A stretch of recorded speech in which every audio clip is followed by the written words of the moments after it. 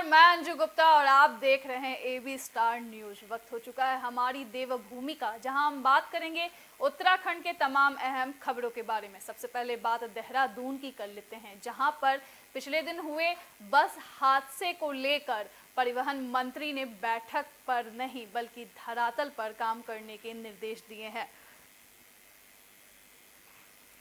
परिवहन मंत्री चंदन रामदास ने अधिकारियों से दो टूक कहा, बैठक में नहीं बल्कि धरातल पर सड़क सुरक्षा का काम करने के निर्देश दिए। परिवहन मंत्री चंदन रामदास ने अधिकारियों से दो टूक कहा कि सड़क सुरक्षा के कार्य बैठकों के जरिए पूरे नहीं किए जा सकते। इसके लिए अधिकारियों को धरातल पर उतरकर काम करना होगा। उत्तरकाशी में जहां सड़क दुर्घटना हुई है, वहां क्रैश बैरियर नहीं थे। उन्होंने कहा कि सभी ब्लैक स्पॉट को दुरुस्त करने के साथ ही संवेदनशील स्थलों पर क्रैश बैरियर लगाने जाने हैं। ओवर स्पीड और नशे की हालत में वाहन चलाने वालों के खिलाफ कठोर कार्रवाई की जाए। उन्होंने कहा कि यात्रा के दौरान वाहनों की जांच करने वाले दल चालक की भी दशा की भी जांच की जाए। ये जरूर देखा जाए कि चालक अस्वस्थ और थका तो नहीं है। उन्होंने चालकों को समय समय पर प्रशिक्षण देने के भी निर्देश दिए। मंगलवार को कैबिनेट मंत्री चंदन रामदास ने परिवहन मुख्यालय में परिवहन विभाग और निगम की समीक्षा की। इस दौरान उन्होंने प्रदेश में लगातार हो रही सड़क दुर्घटनाओं पर चिंता जताई। उन्होंने कहा कि दुर्घटनाओं की रोकथाम के लिए सख्त कदम उठाए जाए। दुर्घटना के जो कारण पूर्व में बताए गए हैं, उनको दुरुस्त करने की दिशा में काम किया जाए। विभागीय राजस्व की समीक्षा करते हुए उन्होंने कहा कि प्रदेश में अलग अलग नाम से करों की वसूली की जा रही है। इससे वाहन स्वामियों में भ्रम की स्थिति रहती है। इसके लिए इसके लिए कर के ढांचे को तर्कसंगत बनाते हुए उसका सरलीकरण करें। परिवहन मंत्री ने चार धाम यात्रा के लिए बनाई गई चेक पोस्ट पर मोबाइल कनेक्टिविटी की भी समस्या का मामला उठाया। उन्होंने कहा कि ये देखने में आ रहा है कि कुछ चेक पोस्ट में नेटवर्क कनेक्टिविटी न होने के कारण वाहनों के दस्तावेज की ऑनलाइन जांच नहीं हो पा रही है। इससे वाहन स्वामियों को अनावश्यक विलंब हो रहा है। इसके लिए चेक पोस्ट ऐसे स्थान पर बनाई जाए जहां मोबाइल कनेक्टिविटी हो। उन्होंने कहा कि विभाग के अधिकारी कार्य ऑनलाइन हो रहे हैं। ये ध्यान भी रखा जाए कि इसका लाभ कम पढ़े लिखे चालक परिचालकों को भी मिले। इसके लिए इनका सरलीकरण किया जाए। परिवहन मंत्री ने कहा कि ये देखने में आया कि सड़क दुर्घटनाओं में स्थानीय निवासी ही सबसे पहले राहत और बचाव का कार्य करते हैं। परिवहन पुलिस व प्रशासन के अधिकारी बाद में पहुंचते हैं। ऐसे में युवाओं को प्रशिक्षण दिया जाए ताकि वे घायलों की तत्काल मदद कर सके। परिवहन मंत्री ने कहा कि कई बार ये देखने में आया कि बकाया वसूली के लिए लंबे समय तक वसूली पत्र हटाए नहीं जाते। इससे बकाया बढ़ता रहता है। जब विभाग वाहन स्वामी को नोटिस देता है तो बकाया जमा करने में वो सक्षम नहीं होता है। ऐसे में हर हाल में वाहन स्वामियों को नोटिस जारी कर वसूली की कार्यवाही की जाए। मंत्री ने परिवहन निगम की समीक्षा करते हुए कहा कि निगम में चालकों की संख्या पूरी की जाए। कम चालक होने के कारण बचे हुए चालक ही लगातार बस संचालन कर रहे हैं। इससे वे थक जाते हैं। इस बात का विशेष ध्यान दिया जाए कि हर बस अड्डे में चालकों और परिचालकों के लिए विश्राम कक्ष बनाए जाए। उन्होंने परिवहन निगम की संपत्तियों को अतिक्रमण से बचाने के निर्देश भी दिए। उन्होंने कहा कि कर्मचारियों को समय से वेतन का भुगतान करने के लिए निगम की आय बढ़ाई जाए। इसके लिए बस अड्डों पर व्यावसायिक गतिविधियों को विकसित करने की कार्य योजना भी बनाई जाए।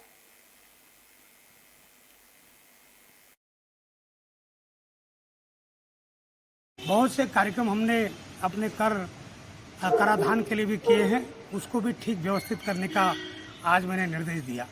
और आज जो बैठक करने का प्रमुख उद्देश्य था, जो परसों उत्तरकाशी के टामटा में जो दुर्घटना हुई है, उस दुर्घटना को देखते हुए ऐसी दुर्घटना दोबारा न हो, ऐसी स्थिति दोबारा उत्पन्न न हो, हम क्या क्या कर सकते हैं।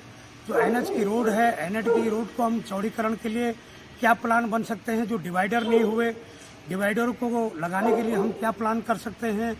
और जो संज्ञान में आया है कि ड्राइवर या तो नींद के झोंके में था या उसका स्टीयरिंग लॉक हुआ था, इसकी हम क्या व्यवस्था कर सकते हैं कि यमुनोत्री जैसे चार धाम यात्रा का रूट व्यवस्थित हो, निष्कंटक हो और हमारी चारधाम यात्रा अभी तक जो बिल्कुल ठीक ढंग से चल रही थी आगे भी ठीक ढंग से चले।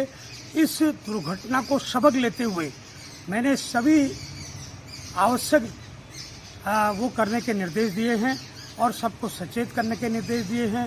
कई लोगों ने मुझे मीडिया ने भी बताया कि हमारे कर अधिकारी और हमारे जो ARTO हैं उन्होंने वहाँ टामटा के जो दुर्घटना हुई है स्वयं बहुत अच्छा वहाँ पर काम किया और रात में ही रेस्क्यू करके हमने वहाँ रात में ही PM की व्यवस्था कर दी।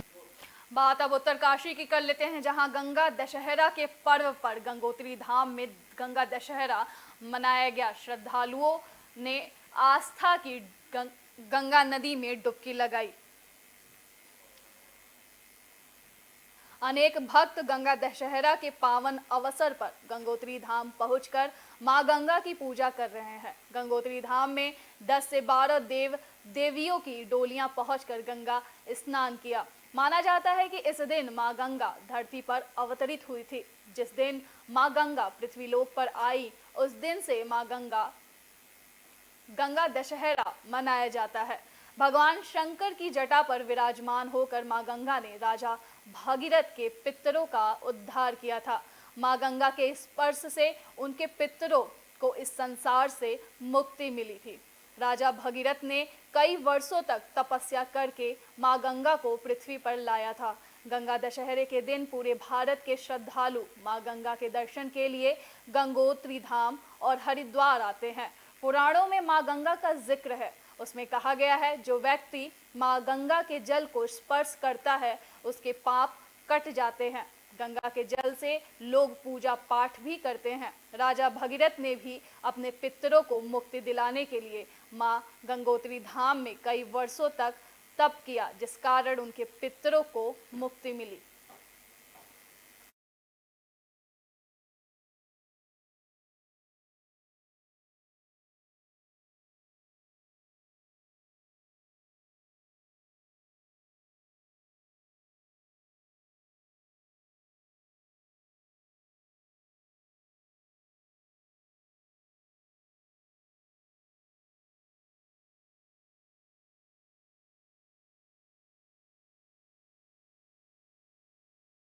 इस क्षेत्र की तमाम डोली देवता श्री पांच मंदिर समिति गंगा पुरोहित सभा और तमाम तीर्थपुरोहितों के द्वारा यहाँ पर गंगा दशहरे के पावन पर्व पर गंगा मैया की पूजा अर्चना राजा भरत महाराज की डोली के साथ की जा रही है और सभी हर्षोल्लास के साथ विगत 2 वर्ष जो कोरोना की महामारी रही और यहाँ पर जो शून्य की स्थिति रही, आज हजारों की संख्या में यहाँ पर श्रद्धालु मौजूद हैं और गदगद भाव से जो है माँ गंगा की अर्चना पूजा कर रहे हैं और देशवासियों को जो सुख शांति मिले इन्हीं कामना का जय गंगा मैया।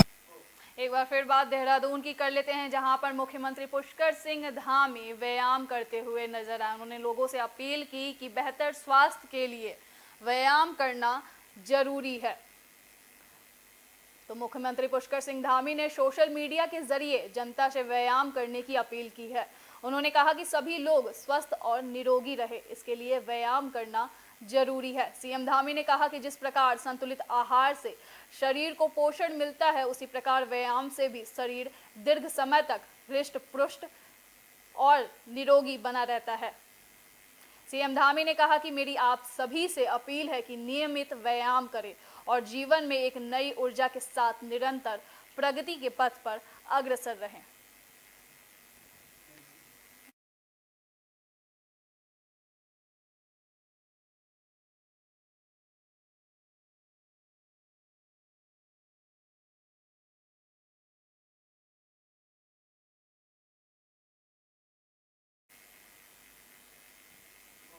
बात अब श्रीनगर की कर लेते हैं, जहां एक विश्वविद्यालय में 2 गुटों में आपस में भिड़ंत हो गई। इस भिड़ंत की वीडियो सोशल मीडिया पर जमकर वायरल हो रही है।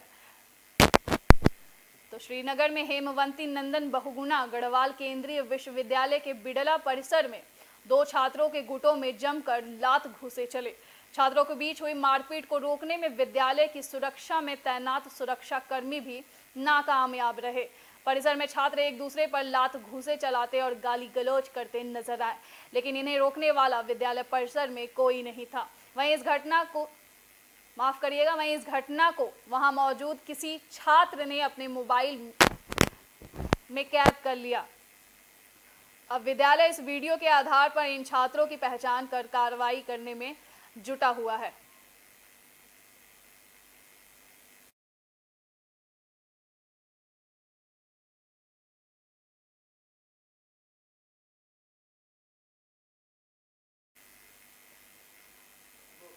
तो 14 से 20 जून तक उत्तराखंड विधानसभा का बजट सत्र होगा।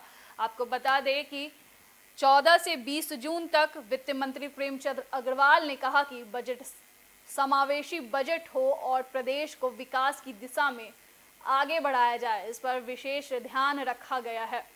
वित्त मंत्री ने कहा कि गढ़वाल और कुमाऊं दोनों मंडलों में स्टेक होल्डरों के साथ बजट को लेकर बैठक की गई। इस चर्चा के दौरान उनके तमाम विचार भी लिए गए, जिसे बजट में शामिल किया गया।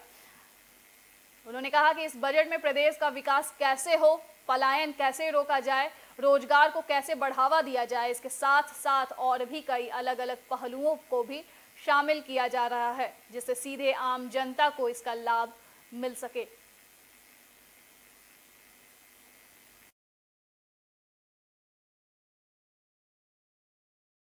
ये मुझे ऐसा लगता है कि बजट इस बार हम लोग कोशिश कर रहे हैं कि हमारा संतुलित बजट हो, जनता के लिए बजट हो। आप जानते हैं कि पहली बार हमने प्रयास किया है कि जितने भी स्टेक होल्डर्स हैं प्रदेश के, हमने गढ़वाल के अंदर भी और कुमायूं के अंदर भी, यानी गढ़वाल के अंदर देहरादून में और कुमायूं के अंदर नैनीताल में, उन लोगों से लगभग 6 घंटा दोनों जगह पे बैठ के हमने बातचीत की है। और अच्छा ये रहा कि इसमें माननीय मुख्यमंत्री जी स्वयं उसमें मौजूद थे, सभी के सुझाव उसमें लिए गए। उन सुझावों को भी हम अपने बजट में शामिल करने वाले हैं। कैसे रोजगार परख ये बजट हो, कैसे हम पलायन को रोकने के लिए हम इसमें बातचीत करें, कैसे हम बागवानी को फोकस करें, कैसे हम अपने यहाँ के स्थानीय उत्पाद को फोकस करें, कैसे हमारे यहाँ जिस प्रकार के स्टे होम की हम लोग बातचीत करें उसकी बातचीत करें। आवारा पशुओं की बहुत सारी जगहों से बात आई है, उसके लिए भी हम इस पे ध्यान इसमें रखते हुए बजट का प्राविधान करेंगे। यानी कि अनेकों इश्यूज होंगे, चाहे कृषि से संबंधित होंगे, व्यापार से संबंधित होंगे, पर्यटन से संबंधित होंगे, अन्य विषयों से संबंधित होंगे, हम सबको समाहित कर रहे हैं। मुझे लगता है इस बार अच्छा बजट है। बात अब मसूरी की कर लेते हैं, जहां कृषि और सैनिक कल्याण मंत्री गणेश जोशी ने प्रेस कॉन्फ्रेंस किया, जहां उन्होंने किसानों को कैसे मजबूत बनाया जाए इसकी चर्चा की। कृषि विभाग में उन्होंने कई बदलाव किए हैं जिससे कि कृषि और किसानों को लाभ मिल सके। उन्होंने प्रधानमंत्री नरेंद्र मोदी, केंद्रीय कृषि मंत्री नरेंद्र सिंह तोमर और प्रदेश के मुख्यमंत्री पुष्कर सिंह धामी का आभार व्यक्त करते हुए कहा कि केंद्र और राज्य सरकार किसानों की आय दोगुनी करने का काम लगातार कर रही है। इससे किसानों को आर्थिक रूप से मजबूत किया जा रहा है। उन्होंने कहा कि केंद्र सरकार के किसान सम्मान निधि के माध्यम से किसानों को लाभ दिया जा रहा है। वहीं प्रदेश के मुख्यमंत्री पुष्कर सिंह धामी से 2000 रुपए किसान प्रोत्साहन राशि देने की बात की गई है। इसके लिए धन की व्यवस्था की जा रही है। उन्होंने कहा कि किसान सम्मान निधि के तर्ज पर प्रदेश सरकार किसान प्रोत्साहन राशि किसानों को दे रही है।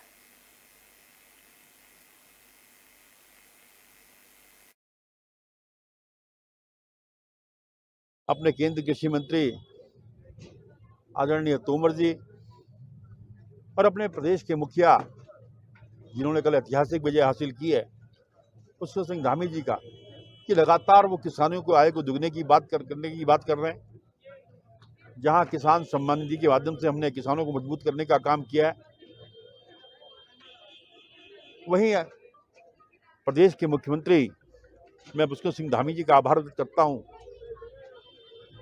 2000 रुपया कृषि के लिए किसान प्रोत्साहन राशि, उसको हमने अपने राज्यपाल के भाषण में उसको हमने शामिल किया है। उसके लिए धन की व्यवस्था इस बजट में हम कर रहे हैं और शीघ्र ही किसान सम्मान निधि की भांति किसान प्रोत्साहन राशि यहाँ के किसानों को मिलेगी, जो इनकी आय की दोगुनी करने में एक सार्थक कदम होगा। इसके लिए एक बार फिर मैं अपने नेतृत्व का आभार करता हूँ। और मैंने आते ही अपने डिपार्टमेंट के अंदर कुछ सख्तियाँ की हैं। हमने जितने अटैचमेंट थे जो लोग पहाड़ में थे और वो देहरादून में रह रहे थे, ऐसे हॉर्टिकल्चर में 160 लोग, एग्रीकल्चर में 46 लोग, ग्राम विकास में 15 लोग उनके मूल स्थान पर भेजा है। हमने कहा कोई वास्तव में कोई जेन्युइन केस है तो उसकी हम मदद करेंगे, लेकिन जिस भावना के साथ इस राज्य का निर्माण हुआ था कि पहाड़ के अंतिम छोर तो विकास की लहर पहुंचनी चाहिए, ये तभी से होगा जब अधिकारी वहाँ पर रहकर काम, और हम 1 साल के अंदर हमारी कोशिश होगी उस टाइम हमको हम बनाकर पूरा करेंगे। मैंने आते ही परसों उसकी रिव्यू बैठक ली थी और हमारे अधिकारी भी उसकी मॉनिटरिंग कर रहे हैं और शीघ्र ही उसके परिणाम नजर। उत्तराखंड में बढ़ते एडवेंचर टूरिज्म को देखते हुए जल्द ही पर्यटन विभाग महाभारत ट्रेल शुरू करने जा रहा है, जिसको लेकर पर्यटनों में काफी उत्साह देखने को मिल रहा है, जिसमें ट्रैकिंग के शौकीन सैलानियों को उन्हीं पैदल रास्ते से घुमाने का काम किया जाएगा जिन रास्तों पर महाभारत काल के समय पांडव गौत्र हत्या का पाप मिटाने के लिए गए थे। राज्य के पर्यटन मंत्री सतपाल महाराज ने कहा कि अभी तक पर्यटन विभाग की जिन नीतियों के चलते विसंगतियां उत्पन्न हुई थी उन्हें दूर करने का काम किया जा रहा है, जिससे राज्य में पर्यटन को बढ़ावा मिल सके।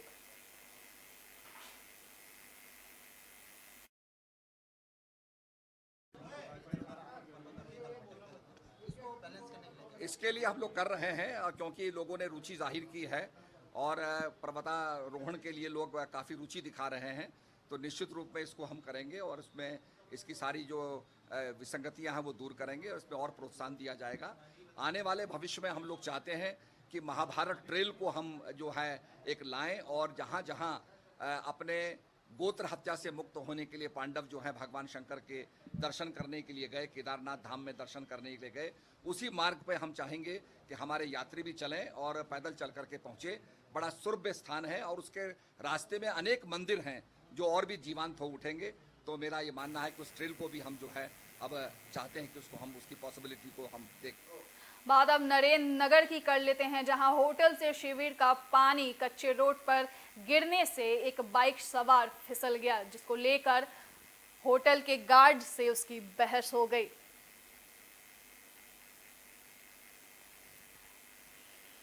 नरेंद्र के टिप्पणी से गेट पर तैनात होटल सिक्योरिटी के जवान होटल से शिविर का पानी गिरने से भड़क गए, जिसके बाद होटल के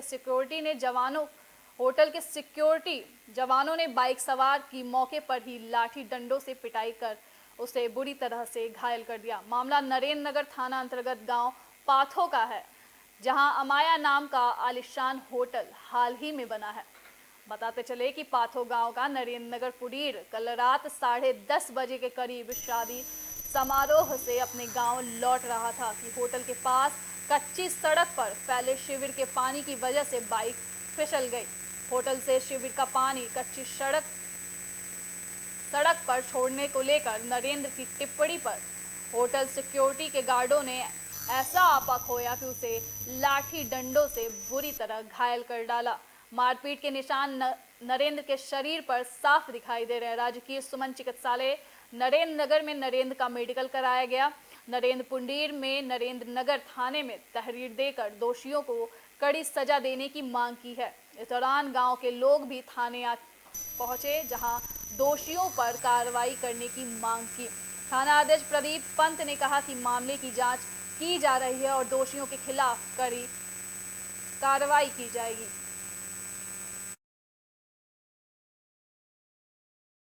कल रात को शादी समारोह से घर जा रहा था और आसो गाँव में और रास्ते में होटल पड़ता अमाया करके उनका खेजे का पानी रोड में छोड़ा था, कच्ची रोड है, वहाँ पे मेरी गाड़ी फिसली और मैं गिरा और जो मुझे सिक्योरिटी थे मैंने कहा भैया यहाँ पे पानी क्यों छोड़ा आपने, यहाँ पे तो कोई भी आगे गिर रहा। तो इतने कहने में उन्होंने मेरे को जवाब दिया कि हम तो करेंगे, हमारे मालिक ने बोला हम तुम कौन हो। तो इतने में कहा समझिए और उन्होंने सीधा के चारों ने लाठी डंडों से मेरी एक हालत कर दी। इसका बात शामिल है। इसमें बेसिकली दो पक्षों से मारपीट का आपस में मारपीट की जो बात है वो सामने आई है।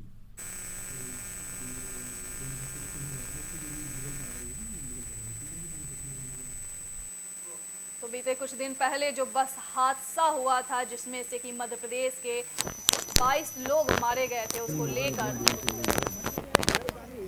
केंद्रीय सड़क परिवहन और राजमार्ग मंत्रालय ने संज्ञान लिया है। विभागीय मंत्री नितिन गडकरी ने हादसे के कारणों को जानने और सेफ्टी ऑडिट के लिए सेव लाइफ फाउंडेशन की 3 सदस्यीय टीम को मौके पर भेजा। शासन में प्रमुख सचिव लोनिवी आर.के. सुधांशु ने टीम के उत्तरकाशी पहुंचने की पुष्टि की। बीते रविवार को यमुनोत्री नेशनल हाईवे पर डामटा रिखाऊ खड्ड के पास हुए दर्दनाक हादसे में मध्य प्रदेश के यात्रियों से भरी एक बस अनियंत्रित होकर खाई में गिर गई थी। हादसे में 26 लोगों की मौत हो गई थी, जबकि 4 लोग बुरी तरह से घायल हो गए थे। हादसा नेशनल हाईवे पर हुआ था, इसलिए केंद्रीय सड़क परिवहन एवं राजमार्ग मंत्रालय ने इसकी जांच के लिए सेव लाइफ फाउंडेशन की 3 सदस्यीय टीम को मौके पर भेजा है।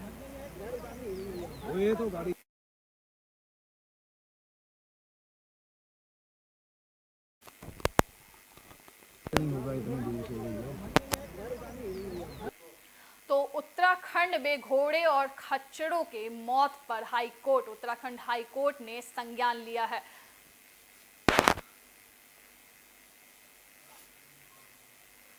तो उत्तराखंड हाई कोर्ट ने केदारनाथ यात्रा के दौरान हो रही घोड़े खच्चरों की मौत के मामले में दायर जनहित याचिका पर सुनवाई की।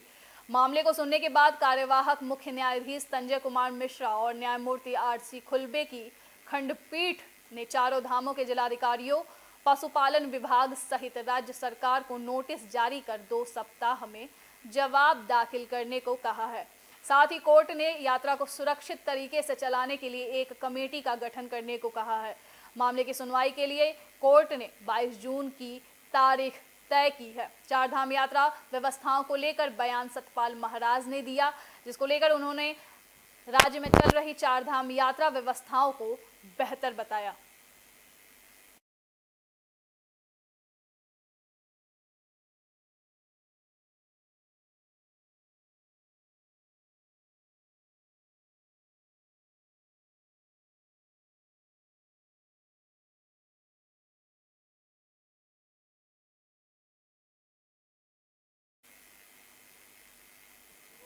तो यमुनोत्री धाम यात्रा पर एक महात्मा की हार्ट अटैक आने से मृत्यु हो गई, जिसके बाद आसपास के माहौल में अफरा तफरी मच गई।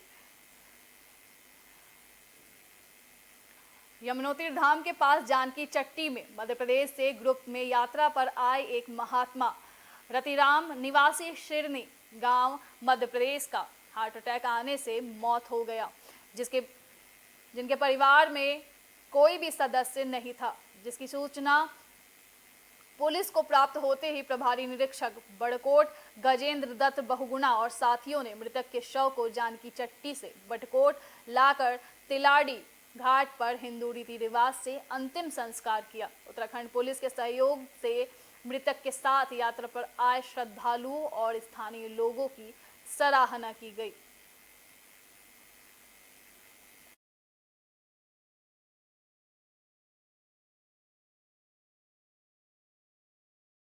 जानकी चट्टी पे आए थे यात्रा करने के लिए, जिनमें 40-50 लोग साथ थे। उनमें हमारे एक महात्मा जी थे, वो भी साथ में आए थे। उन्हें रात में स्वास्थ्य की बीमारी होने के कारण उनके 12 बजे रात के करीबन देहांत हो गया है। जब हमने अपनी सूचना पुलिस प्रशासन ने दी तो हमारी पूरी तरह से सहयोग किया। पूरी हम उनके बहुत आभारी हैं। यहाँ पर लाए, उन्हें राज संस्कार नगर पालिका में आए। यहाँ कौन सा वहाँ पर आए, वहाँ पर आकर नगर पालिका प्रशासन ने, पुलिस प्रशासन ने लकड़ी का पूरा इंतजाम किया। पूरा फुल हम भी तरह पूरे कर्मचारी आए, सभी लोगों ने हमारा सहयोग किया। इसलिए हम उनके बहुत आभारी हैं। सभी लोगों के हम बहुत आभारी। तो ग्रुप में आए रतिराम निवासी मध्य प्रदेश, जिसकी हृदय गति रुकने से मृत्यु हो गई, जिसका परिवार में कोई नहीं था, तो उत्तराखंड पुलिस का एक सराहनीय कार्य देखने को मिला। उन्होंने उनका अंतिम संस्कार किया। हमारी देवभूमि में फिलहाल के लिए सिर्फ इतना ही। देश और दुनिया की तमाम बड़ी खबरों के लिए देखते रहिए AB स्टार न्यूज़। नमस्कार।